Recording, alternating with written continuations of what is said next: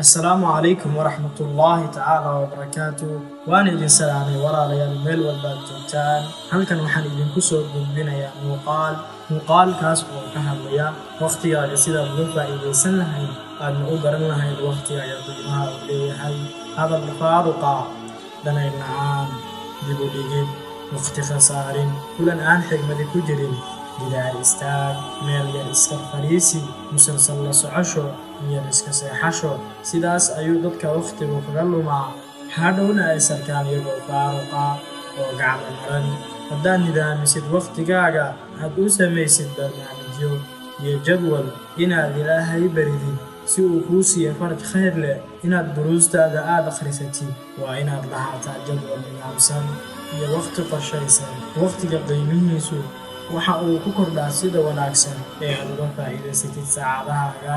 waqtigu waa nimcooyinka ugu qaalisan ee ilaahay subxaana wa tacaala uu siiyey adigaagan daawanaya muuqaalka walaaba waqti kaa tegay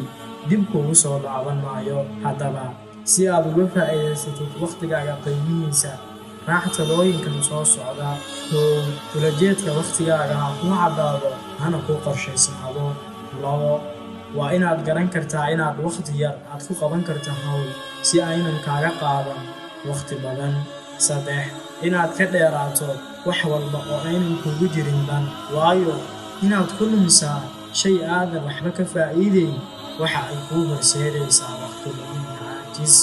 4 mudnaanta sii arrimahaaga muhiimka ah